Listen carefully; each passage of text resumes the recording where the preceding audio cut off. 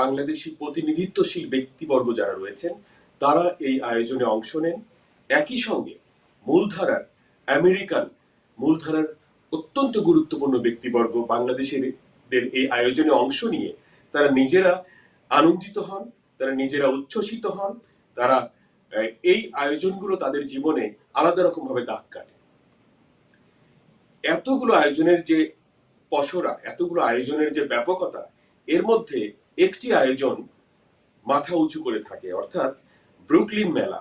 এই মেলাটিকে বলা হয় যে সবচেয়ে বড় মেলা, যে মেলাটির অনেকগুলো দিক থাকে, যেই দিক দিয়ে মেলাটি এগিয়ে থাকে। বিশেষ করে এই বছরের কথা যদি বলি, বছরের প্রথম মেলা এবং উদ্যোক্তারা দাবি করছেন যে এবারও অন্যান্য বারের মতো এবারও হবে বছরের সবচেয়ে বড় মেলা। এই যে বছরের সবচেয়ে বড় মেলা কথাটি বলি আমি, কিংবা বলা হয়, এর পেছনের কারণটি কি? কারণটি হচ্ছে, আমরা যতদূর জেনেছি, সাংগঠনিক দক্ষতা, সাংগঠনিক তৎপরতা।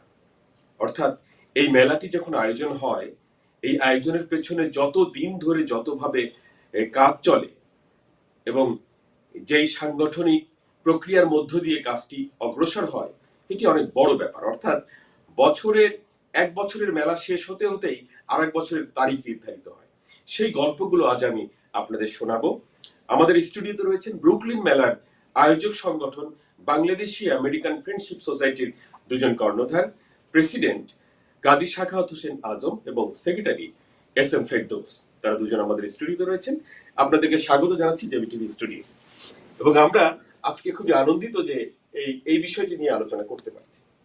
আমি প্রথমেই প্রেসিডেন্ট গাজী সাখাওয়াত হোসেন আজমের কাছে যাব যে এবারের মেলা, ব্রুকলিন মেলাটি কততম মেলা, এবং এই মেলাটির বৈচিত্র্য সংগঠনের প্রেসিডেন্ট হিসেবে আপনি কিভাবে তুলে ধরবেন? আসসালামু আলাইকুম, সুপ্রিয় দর্শক শ্রোতা, সবাইকে আমার শুভেচ্ছা ও স্বাগতম। আপনারা জানেন, ব্রুকলিন মেলা একটি ঐতিহ্যবাহী মেলা। বিশেষ করে এই যে আপনার সাংগঠনিক কথা, আমার সাথে যে টিমটা আছে, যে আমাদের সম্মানিত সাধারণ সম্পাদক আছেন ফেরদৌস সাহেব আছেন, আমাদের কনভেনার শাহনওয়াজ, আমাদের মেম্বার সেক্রেটারি ফিরোজ আহমেদ, আমার কমিটিতে যারা, সবার আন্তরিকতার সহযোগিতা এত বড় মেলা একটা করা সম্ভব। সেখানে আমি তোমাকে আপনাদের এই মাধ্যমে আমার কমিটির সবাইকে আমি ধন্যবাদ জানাচ্ছি। মূলত আমাদের মূল থটটা, আমাদের স্লোগান একটা, মেইন স্ট্রিমের সাথে সেতুবন্ধন।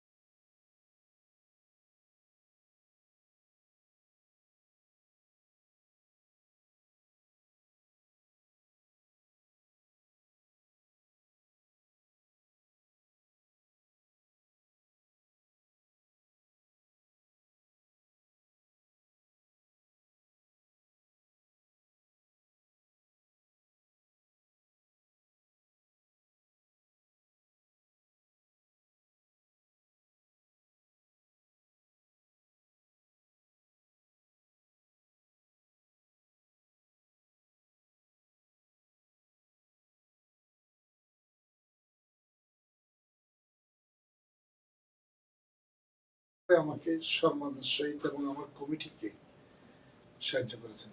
আবারও আপনাদেরকে আমি আহ্বান জানাচ্ছি 19 তারিখ রোববার ব্রুকলিন মেলা, আপনারা সবাই আমন্ত্রিত। ধন্যবাদ। আমি কাজী আজম, আমি আপনার কাছে আবারও আসবো। এস এম ফেরদৌস, আপনার কাছে যাব। আপনি এরকম একটি সংগঠন, Bangladeshi American friendship society USA, এই সংগঠনের সাধারণ সেক্রেটারি দায়িত্বে পালন করছেন। আমি যেটি আপনাকে জানতে চাই যে এই যে মেলা, এই মেলার ঐতিহ্য অর্থাৎ মেলাটি এরকম জমে উঠলো কিভাবে, এটা যদি আপনার নিজস্ব দৃষ্টিভঙ্গি থেকে একটু বলেন। ধন্যবাদ শাহিন ভাই, এবং সেই সঙ্গে ধন্যবাদ জেবি টিভি কর্তৃপক্ষকে আমাদের স্টুডিওতে ডাকবার জন্য। আমি ব্রুকলিন মেলাটাকে এভাবে অ্যাড্রেস করতে চাই।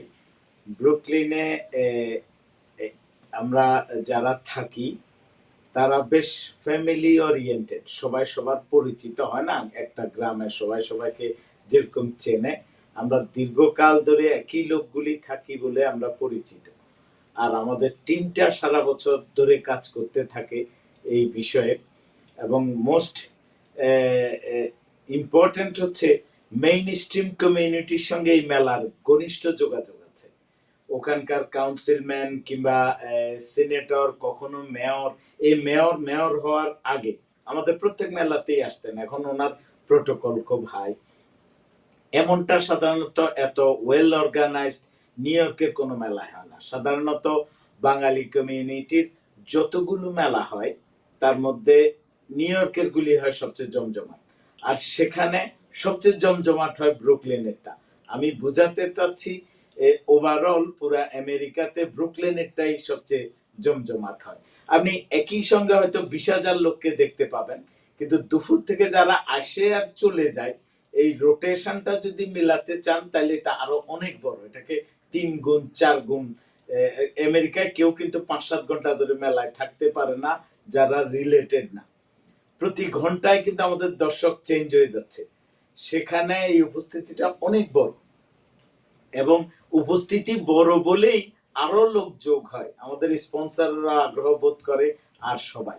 আর আমি একটা ডিফারেন্ট পার্সপেক্টিভেও আপনাকে আমাদের মেলার একটা বৈশিষ্ট্য বলতে চাই। সেটা হলো যখন কোভিড চলতেছিল তখন সারা পৃথিবীতে আমাদের নিউ ইয়র্ক সহ প্রচুর লোক মানসিকভাবে অসুস্থ হয়ে যায়। এই মানসিক অসুস্থতার কারণ হচ্ছে পিপল টু পিপল কমিউনিকেশন না হওয়া, সেটাই ছিল সমস্যা। তো ব্রুকলিনে এই আমাদের এই সময়কালটাতে যখন শীতকাল আসে তখন আমেরিকাতেও যে জরিপগুলি আছে সেখানে দেখা যায় যে লোকজন মানসিক অসুস্থতাটা বাড়ে শীতকালে। সেটাও ডিউ হচ্ছে যে মানুষের ডিউ টু কমিউনিকেশন এরর। আর এটা হচ্ছে বছরের প্রথম মেলা যখন সবার সঙ্গে দেখা হয়ে যায়। ও এটা এমনি আপনি ধরতে পারবেন না, কিন্তু এই মেলার একটা বিরাট ইমপ্যাক্ট পড়ে। আমার সঙ্গে গত 1 বছর আমার যে পরিচিত মুখটা দেখা হয় নাই, তাদের সবার সঙ্গে দিন দেখা হয়ে যাচ্ছে। আপনি একবার মেলার এই মাথা থেকে এই মাথা যদি প্রতি 1 ঘন্টা পর পর হাঁটেন, আপনার 50-100 জন পরিচিত লোকের সঙ্গে আপনার দেখা হবে। তখন যে অনুভূতিটা হয় এটা কোনো কিছু দিয়েই বর্ণনা করার মতো না, বিশেষ করে বিদেশে যদি হয় সেটা। ধন্যবাদ, আপনার কাছে আবারও আসবো। কাজী আজম, আপনি যেটি বলছিলেন যে এই মেলার যে আয়োজনের যে সহযোগিতার কথা, আমার কাছে সবচেয়ে অবাক লাগে। আমি এই মেলায় আমি নিজে দুই বছর এই মেলা দেখছি।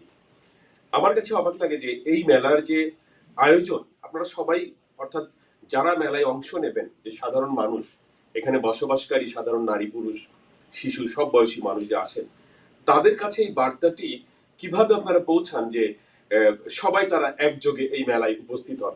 শুধু আপনার এলাকার তো মানুষ নয়, আমার মনে হয় যে গোটা নিউ ইয়র্কের বিভিন্ন প্রান্ত থেকে মানুষ ওই দিন ব্রুকলিন মেলায় জড়ো হয়ে যান। হ্যাঁ, থ্যাংক ইউ। এটা অন্যতম হাতের যে আজকে আপনার স্টুডিওতে বসে আছি, আপনার মিডিয়া পার্সন, মিডিয়ার মাধ্যমে তথা এখন আবার তো ফেসবুক যোগ, ফেসবুক ইনস্টাগ্রাম এবং আদার্স টেকনোলজিতে সবাই সবাইকে হেল্প করে। আরেকটা বৈশিষ্ট্য হলে দেখেন, মেলা তো অনেকগুলো হয় এই প্রবাসে। আমার এই যে কমিটি দীর্ঘ যে 1 বছর আমার সাথে কাজ করতেছে, আমরা যে আমাদের কমিটির লোকজন মেলার দিন দেখবেন ওই যে স্টেজের পাশে গিয়ে আমার কমিটি কেউ দাঁড়িয়ে থাকে না। একমাত্র যারা দায়িত্ব না থাকলে নয় তারা ছাড়া সবাই সবার কাজ করতেছে সুশৃঙ্খলভাবে। কোনো সমস্যা হচ্ছে কিনা, এক একজনের একটা ডিপার্টমেন্টে দেওয়া আছে, তোমার কাজ এটা, তোমার কাজ এটা, আমার কাজ এটা, ফেরদৌস ভাইয়ের কাছে, উনি ওইটাই নিয়ে আসেন।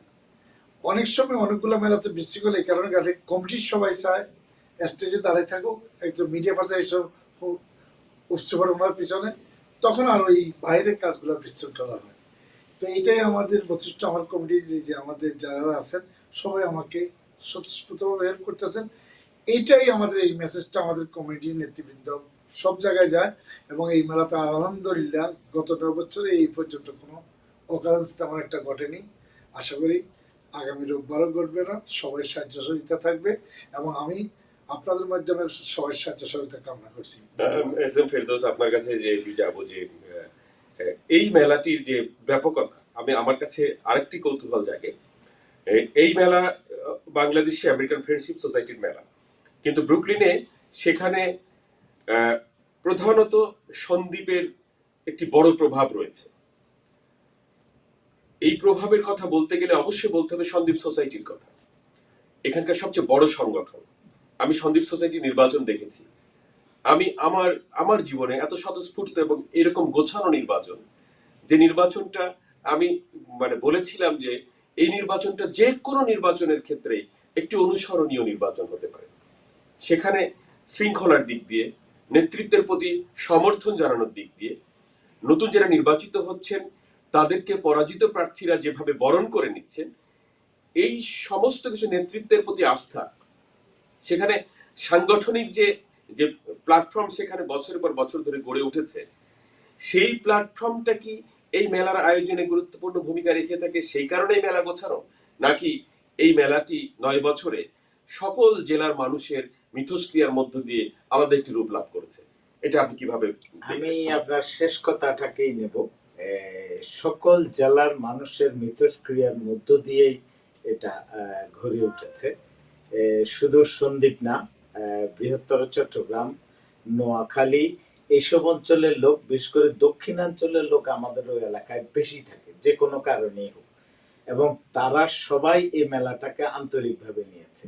সবাই মনে করে এটা আমাদের মেলা, আমাদের এলাকার মেলা, এবং বছরের প্রথমেই সবার সঙ্গে সবার একটা কমিউনিকেশন হয়ে যায়।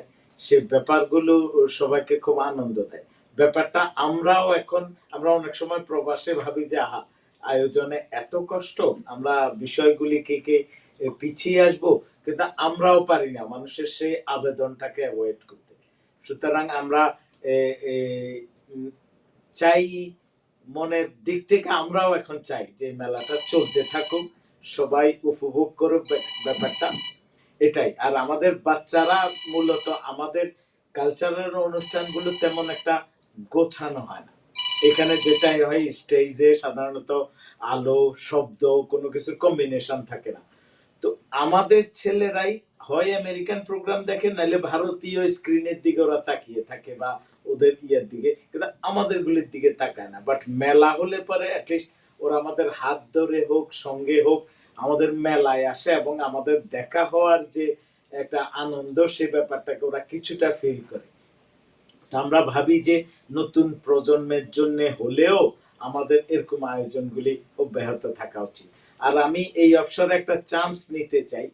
আপনি যেভাবে বললেন 5 শতাধিক সংগঠন এখানে আছে হয়তো, এটাকে আমাদের কমিউনিটির প্রচুর লোক নেগেটিভলি দেখেন, যারা সংগঠনের সঙ্গে জড়িত নন।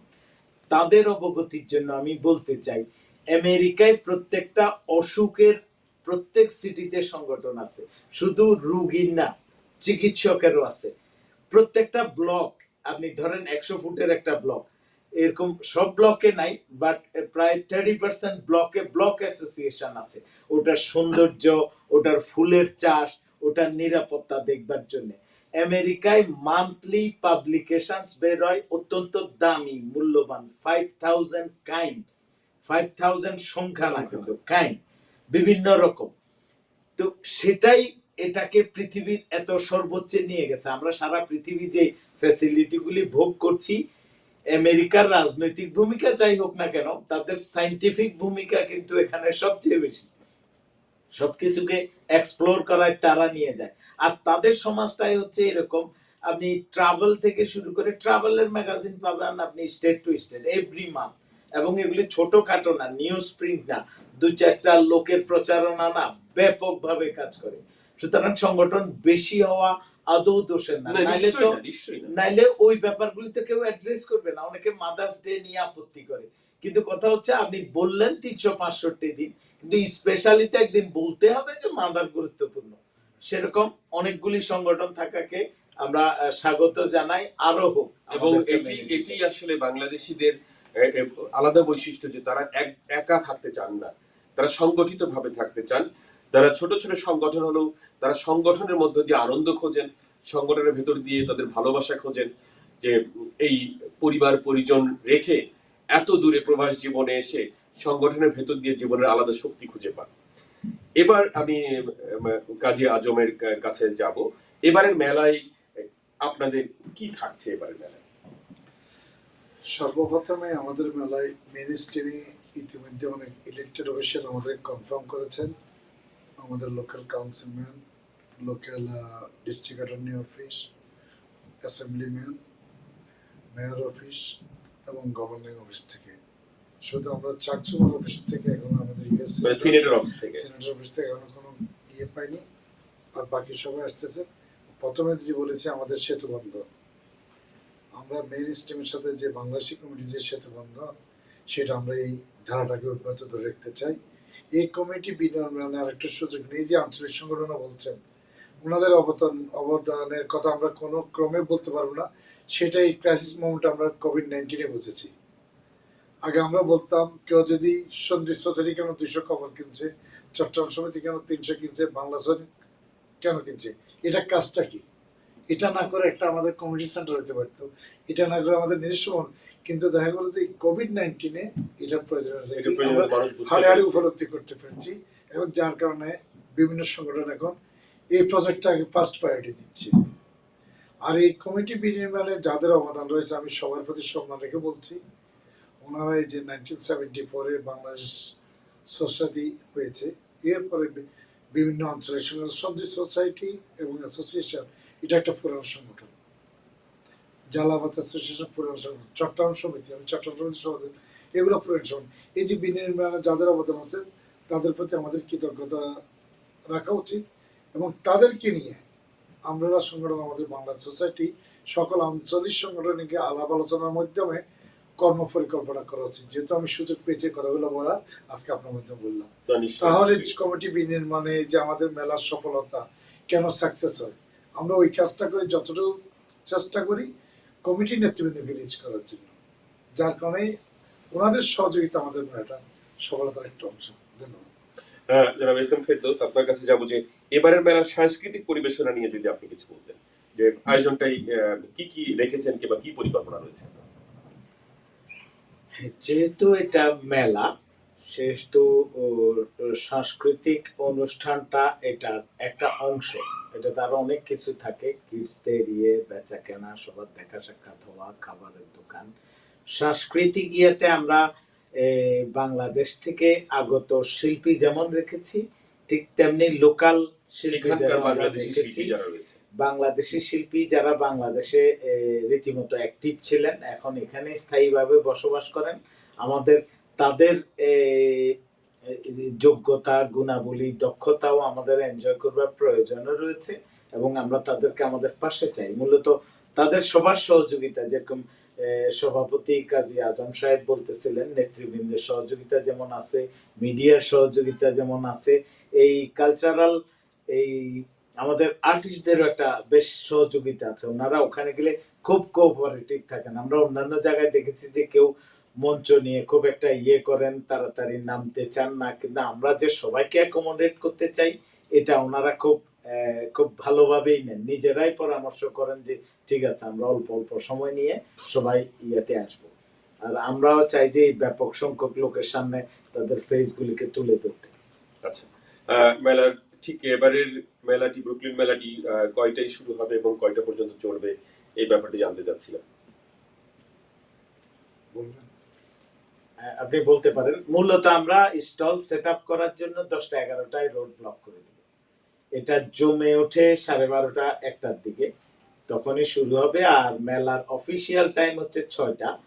বাট যেহেতু মেইন স্ট্রিমের সঙ্গে আমাদের সম্পর্ক থাকে, আমরা আর একটু স্কোপ নিতে পারি। এটা কখনো 7টা কখনো 8টা পর্যন্ত। কারণ দর্শক তো ভর্তি থাকে, কারণ বিকেলের সময়টাই দর্শক বেশি উপভোগ করেন মেলাটা। হ্যাঁ সেটাই। তো মেইন স্ট্রিম যেহেতু আমাদের সঙ্গে থাকে, লোকাল প্রেসিডেন্ট থাকে, ওদের কর্মকর্তারা সবাই থাকে, পলিটিক্যাল লিডার সবাই থাকে, সুতরাং আমরা স্নেহের একটা ছায়া আমরা নিতে দেখেছি পারি। সবার খুব মুহুর্মুহু স্বতঃস্ফূর্ত সমর্থনের ভেতর দিয়ে, উপস্থিতির ভেতর দিয়ে মেলা সম্পন্ন হয়। এবং সত্যি সত্যি এই মেলার সময়টা এখানকার যারা বাংলাদেশি জনগোষ্ঠী যারা আছেন তাদের পাশাপাশি অন্য জাতিগোষ্ঠীর মধ্যেও এই মেলাটা আলাদা একটা উদ্দীপনা নিয়ে আসে। আমরা লক্ষ্য করেছি ব্যাপারটা। আপনি ঠিকই ধরেছেন। এই লিডারেরা, মেইন স্ট্রিম লিডাররা আমাদেরকে মূল্য দেয়। ওরা বুঝতে পারে যে 10-20 হাজার ভোটার সোজা কথা না। আমেরিকায় সাধারণত এত বড় গ্যাদারিং অনেক বিপ্লবী কিছু না হয়ে গেলে হয় না। তো ওরাও ব্যাপারটাকে বেশ এনজয় করে যে আমার ফেসটা যদি এই কমিউনিটিতে পরিচিত হয়। নিউ ইয়র্ক শহরে আমাদের বাংলাদেশের মানুষের সংখ্যা কম না, আমি অনুমান করি যে 5-7 লাখ হবে। এটা ইলেকশন প্রসেসে একটা বিগ ম্যাটার, একটা বিগ ম্যাটার। সুতরাং ওরাও চায়, ওরাও আগ্রহ বোধ করে। আসলে আমরা সব দিক থেকেই একটা ফেভার পাই, সবকিছু মিলে এটার ফ্লেভারটাই হয়ে যায় ডিফারেন্ট। আমরা খুব এনজয় করি। দেশ থেকেও লোকজন আমাদের প্রচুর রিয়েকশন দেয় যে খুব ভালো লাগছে আপনাদের মেলার অ্যাক্টিভিটি দেখে। আপনাদের দুজনকেই ধন্যবাদ। আমরা ব্রুকলিন মেলা সম্পর্কে জানলাম, বছরের প্রথম মেলা, সবচেয়ে বড় মেলা। আমরা আশা করছি এবারের মেলা, প্রতিবার যেমন একটি প্রত্যাশা থাকে যে এবারের মেলা অন্যান্য বারের চেয়ে অনেক ব্যতিক্রম হয়ে উঠবে, অন্যান্য বারের চেয়ে বেশি লোক সমাগম হবে। এবারও সে আশা করছি সবকিছু মিলিয়ে আবহাওয়া অনুকূল থাকে কিংবা থাকবে সেটি আগেই আপনারা নিশ্চয়ই জেনে নিয়েছেন যে ওই দিনের আবহাওয়াটা কি থাকবে। সেই পরিবেশে আমরা আশা করছি যে মেলাটি এ যাবৎকালে সবচেয়ে বেশি সাড়ম্বরপূর্ণ, সবচেয়ে বেশি উৎসব মুখর, সবচেয়ে বেশি সফল মেলা হয়ে উঠবে, সেই প্রত্যাশা আমাদের রইল। আজকে শেষ করছি জেবিটিভির সরাসরি এই আয়োজন। দেখা হবে আগামী অনুষ্ঠানে আপনাদের সঙ্গে অন্য কোনো বিষয় নিয়ে, অন্য কোনো অতিথির সঙ্গে। সে অবধি সবার জন্য শুভকামনা।